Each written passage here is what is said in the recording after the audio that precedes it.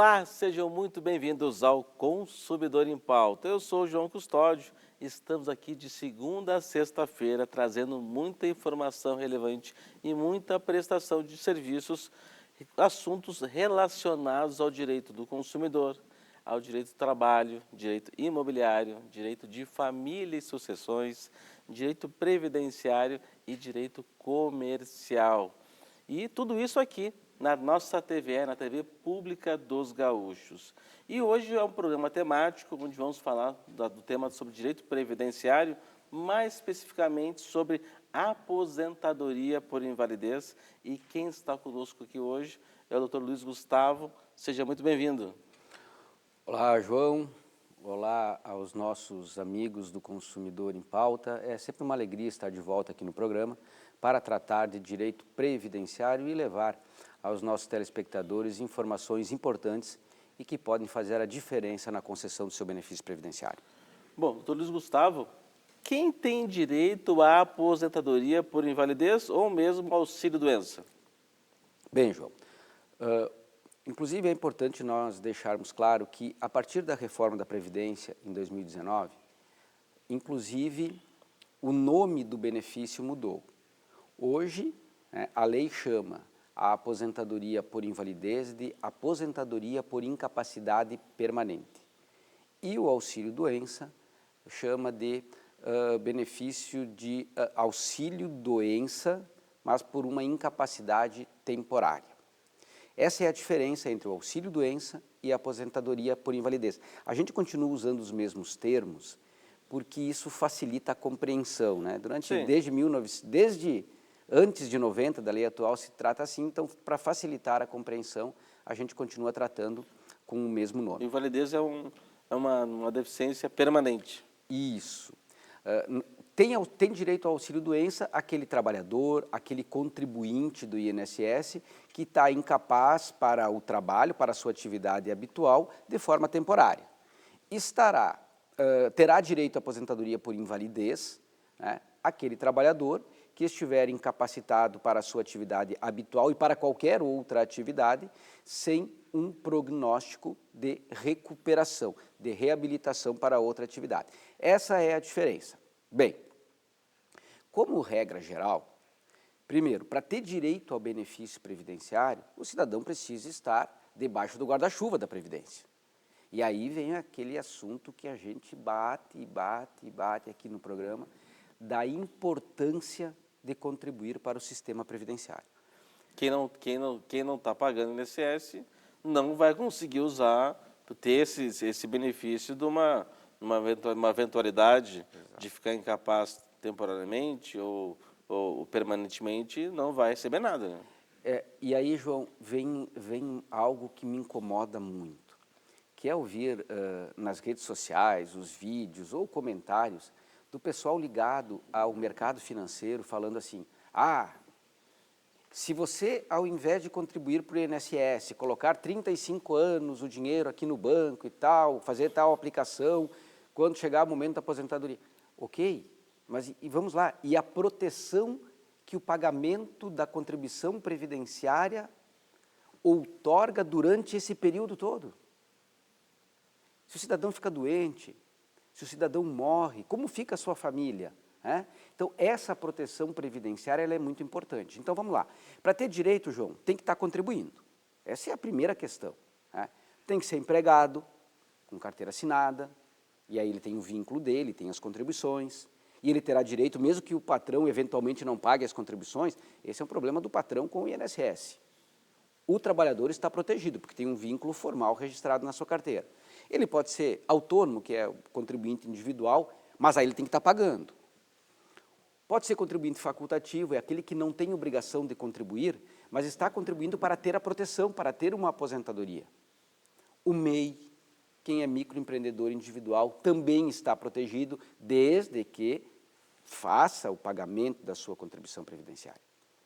Então, esse é o primeiro requisito. E aí, antes de passar para o segundo requisito, João, veja a importância, a senhora que estão em casa.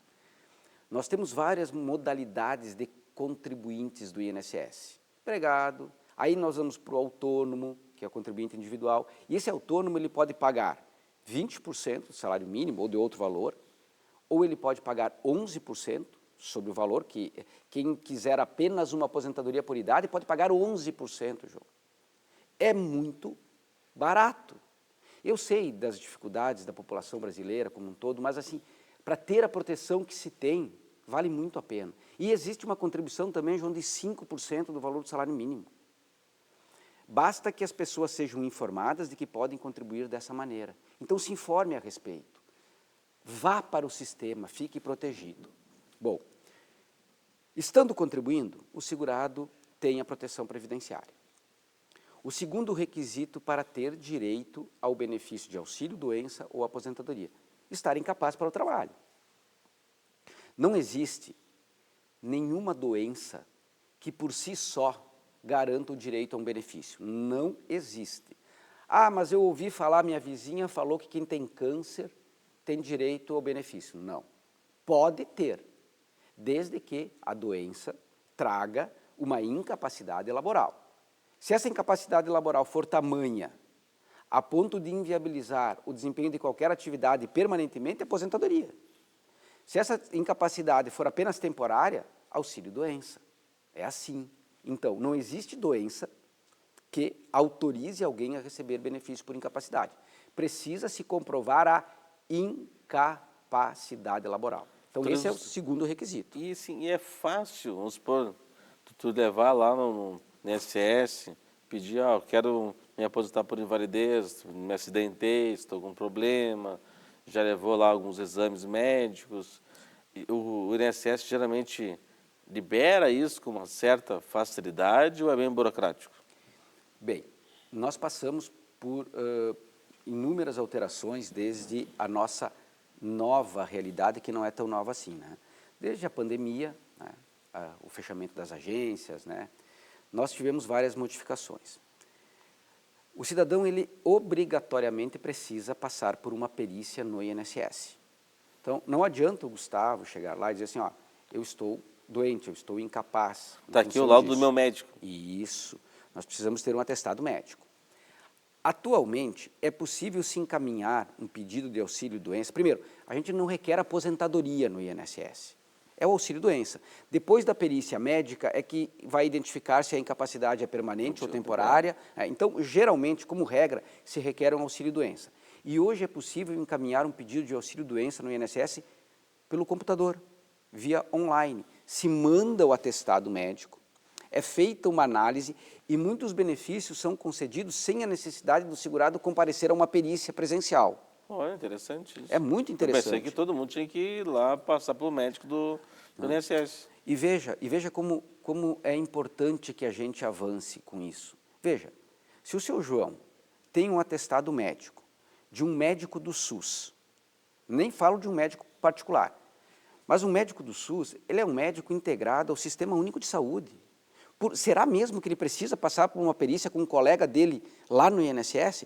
Isso é desperdício de dinheiro público. Nós não podemos partir do pressuposto de que o médico que dá um atestado para um cidadão, o afastando das suas atividades por 30 dias, está incidindo numa fraude. Então, quando nós temos um atestado médico, que ainda é um atestado de um médico vinculado ao Sistema Único de Saúde, poxa, então nisso a gente está avançando. Então o INSS muitas vezes concede o benefício por 30, 60 dias, sem a necessidade de uma perícia presencial. Se o cidadão continua incapacitado depois desse período, aí sim ele vai comparecer, talvez ele não consiga prorrogar o seu benefício através de um atestado enviado via online e precise de uma perícia presencial. Então, em suma é assim, encaminhe um pedido de aposentadoria, pode ser todo um encaminhamento online, encaminhando atestado e tudo mais, ou nós teremos uma perícia presencial na agência. Aí o cidadão vai ser avaliado. Infelizmente as perícias, nem no INSS, nem judicialmente, elas são do modo como a gente gostaria que fosse. São perícias muito rápidas, são perícias muitas vezes muito superficiais, e uma grande quantidade de benefícios acaba sendo indeferido de maneira indevida. Mas nós estamos avançando, tanto no INSS como na via judicial. Nós estamos avançando para termos perícias e processos mais céleres e mais efetivos. Bom, doutor Luiz Gustavo, e que momento, a partir de quantas contribuições de INSS que a pessoa paga, que ela vai estar com essa cobertura, com esse seguro, digamos? Isso. Esse é o terceiro requisito. Então, nós falamos, primeiro, tem que estar vinculado ao INSS, contribuindo para o sistema. Segundo, tem que estar incapaz. Terceiro, número mínimo de contribuições. Bem, a maioria dos benefícios, como regra geral, exige no mínimo 12 contribuições mensais. 12 contribuições mensais. Depois nós vamos falar do período de graça, enfim. Mas, como regra, 12 contribuições mensais. Algumas doenças dispensam essas 12 contribuições, dispensam a carência. 12 contribuições mensais chama-se período de carência. Algumas doenças que estão numa lista específica, doenças geralmente graves, cardiopatias graves, problemas psiquiátricos, câncer, algumas doenças, acidente, quando é um caso de acidente também, dispensa o número mínimo de contribuições. Então, o cidadão pode ter direito a uma aposentadoria por invalidez, por incapacidade permanente, com uma contribuição. Imagina, o João foi admitido para trabalhar na empresa, primeiro dia de trabalho sofre um acidente e fica inválido. A desgraça toda. Tá bom. Te acompanho nessa. Aí dá um problema. Será que ele não vai ter direito? Sim, vai ter direito, porque é um caso que ocorreu sem qualquer previsibilidade. Então, o acidente, ele dispensa a carência. Então, em princípio, é isso, João. Estar contribuindo, ter no mínimo 12 contribuições mensais e estar incapaz para o trabalho. Essa é a regra geral. Agora, nós temos os problemas que circundam isso tudo, porque toda regra tem exceção, né? E nem sempre a vida das pessoas ela se enquadra no modelo da lei, né? Então, nós temos a primeira questão que nós precisamos analisar. Um cidadão que pagou o INSS por 5 anos, e aí para de pagar, pelo motivo que for, desemprego, seja lá o que for. Vem a pergunta, se ele ficar doente após ter parado de pagar INSS, ele tem direito ou não tem? Doutor Gustavo, então vamos deixar essa resposta após o intervalo. Então, fique com a gente, já voltamos. É bem rapidinho.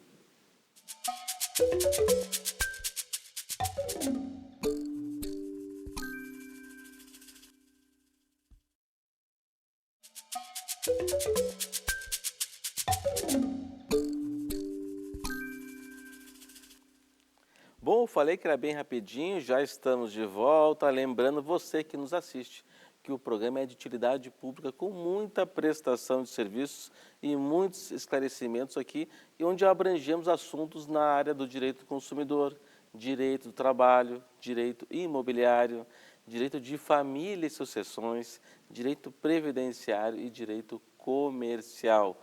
Tudo isso aqui na nossa TV, na TV Pública dos Gaúchos.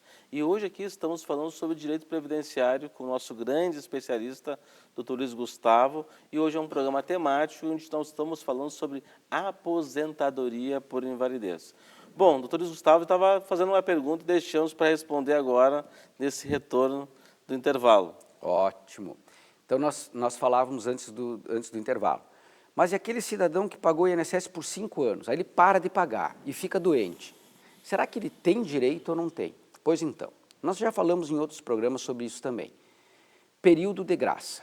Período de graça é um período que o cidadão continua protegido e tem direito a todos os benefícios, mesmo que esteja num momento da vida em que ele não está pagando o INSS. Como é que funciona isso?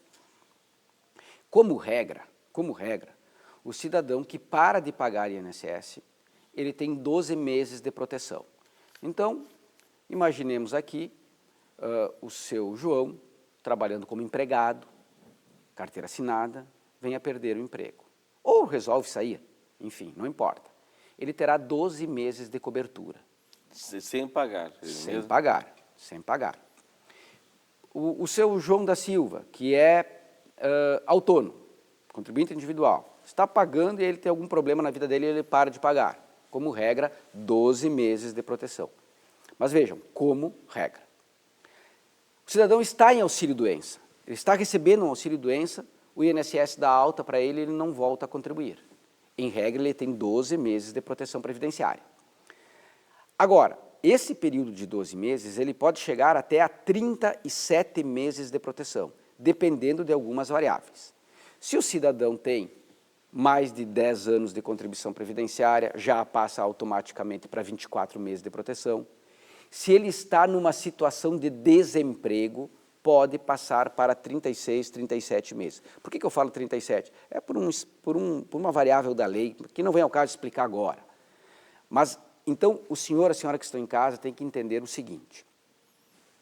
Não necessariamente alguém precisa estar pagando para ter direito ao benefício. Ele pode estar naquele período de graça.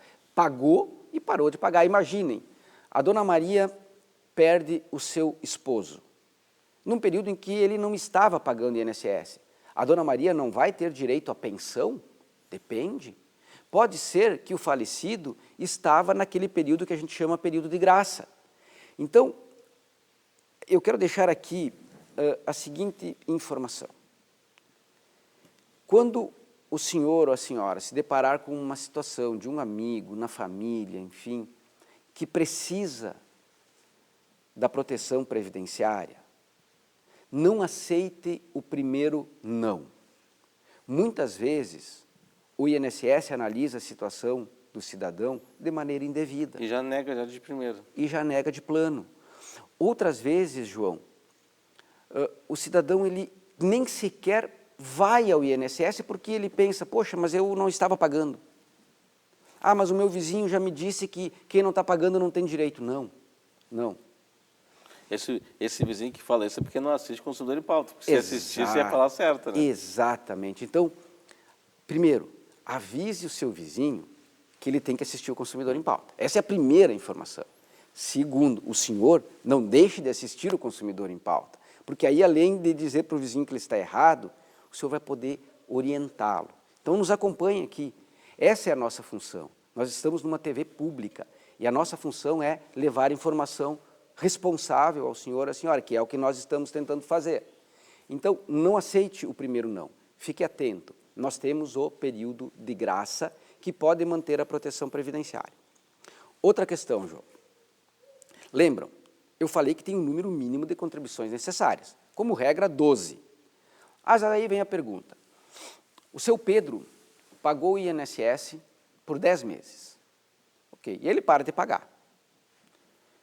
Quando ele voltar a pagar, ele não vai poder utilizar aquelas 10 contribuições que ele já tinha feito antes de ter a interrupção? Claro que sim, claro que sim. Mas para que ele possa usufruir daquelas contribuições que ele tinha antes de parar de pagar, como regra, ele tem que pagar por mais 6 meses. E aí ele vai poder usar as contribuições do passado.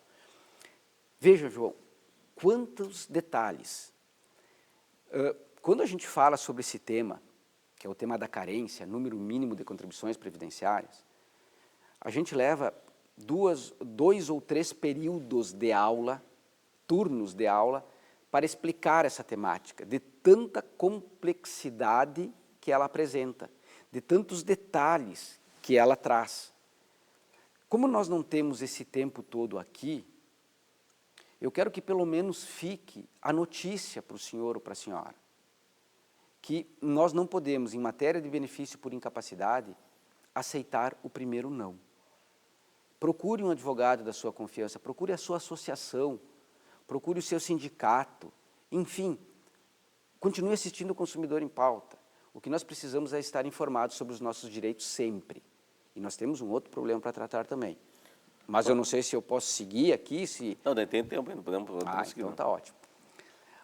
Uma questão muito importante, João, que tem acontecido. Então nós falamos sobre quem tem direito ao benefício. Existem algumas incapacidades que elas são tão consideráveis na vida de um cidadão que a pessoa necessita do auxílio de um terceiro. Se o senhor conhecer alguém que estiver incapaz para o trabalho, estiver recebendo o benefício do INSS, se esse cidadão ele necessita dos cuidados de uma terceira pessoa para aquelas suas necessidades básicas. Eles não conseguem nem se locomover, né? Às vezes sozinho. Exato. Essa pessoa, além de receber o seu benefício previdenciário, tem direito a um acréscimo de 25%. Então, se a dona Maria tem um benefício por incapacidade, aposentadoria por invalidez, eu repito, aposentadoria por invalidez, só tem direito a esse acréscimo de 25% quem recebe aposentadoria por invalidez. Se a dona Maria tem uma invalidez tamanha que lhe exige o acompanhamento de um terceiro, sobre o valor do benefício que ela recebe do INSS, ela tem o direito a um acréscimo de 25%. Então, se ela ganhar 2 mil, vai ganhar mais R$500. Exatamente. E mais, João, e mais, se o INSS não concedeu esse benefício, e essa situação já existia no momento da aposentadoria, ela tem direito retroativo a esse benefício. Pô, então pode voltar 5 anos? Pode, 5 anos. E muitas pessoas não sabem. Ah, mas o INSS não deveria ter concedido já... Sim, deveria. Deveria. Mas vejam, nós estávamos aqui falando agora há pouco da possibilidade da concessão de um benefício via atestado médico, online. Poxa, muitas vezes a perícia, e aqui não é uma crítica propriamente aos peritos federais, não. É que muitas vezes, João, numa perícia simples de 5, 10, 15 minutos, nós temos uma demanda absurda. E muitas vezes, numa perícia de 5, 10 minutos, o perito também não consegue enxergar tudo aquilo que ele deveria enxergar. E nem fazer todas as perguntas que deveria fazer também. Exato, exato. Então, o senhor, a senhora fique muito atento quanto a isso. Então, esse direito ao acréscimo de 25%, ele é muito significativo, é muito importante. E vale o mesmo, João, para aquela história que eu e tu já conversamos tanto tempo. A isenção de imposto de renda em função de algumas determinadas doenças. Algumas pessoas, por exemplo, que passam por um câncer, hoje podem já estar curadas, enfim, terem superado o momento. Só que essas pessoas têm direito à isenção de imposto de renda sobre o valor do benefício previdenciário, sobre o valor da pensão por morte. E muitas pessoas não sabem disso. Servidores públicos que são aposentados por regimes próprios de previdência, idem. E muitas pessoas não sabem disso, João. Por isso que toda vez que eu saio de casa para vir aqui para o Consumidor em Pauta, eu me sinto tão feliz, porque além de estar na companhia de amigos queridos, a gente consegue levar à nossa população informações que são muito valiosas, mas que as pessoas nem sempre têm acesso. E isso é a importância do nosso programa. Tudo isso, Gustavo. E sobre o valor da aposentadoria por invalidez, como é feito esse cálculo? A pessoa pagava sob uma contribuição de R$13 mil. Quanto ela vai ganhar por uma aposentadoria por invalidez? Perfeito. Vamos lá. Até a reforma da Previdência, e essa é uma grande briga, tá? E essa é uma grande briga. Até a reforma da Previdência, a aposentadoria por invalidez ela equivalia a 100% da média contributiva. Então, se pegavam as contribuições que o cidadão tinha desde 1994, até o momento da aposentadoria por invalidez, ok? Média de R$2 mil, o valor da aposentadoria, R$2 mil. Porque, quando eu falo de benefício por incapacidade, ele é um benefício que eu não consigo me programar. Ele é um benefício não programado. Ou tu sabes me dizer se vai ficar doente, se vai ficar incapaz, se vai ficar inválido. Não. Ele é um benefício não programável. Ok, 100% da média.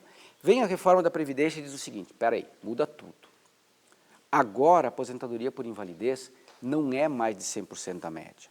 Agora, o valor da aposentadoria por invalidez é 60% da média e mais 2% a cada ano que ultrapassa os 15 anos no caso da mulher ou os 20 anos no caso do homem. Queres ver o problema disso? O seu João trabalhava numa empresa já há 20 anos. Uma média salarial de R$4 mil. R$4 mil.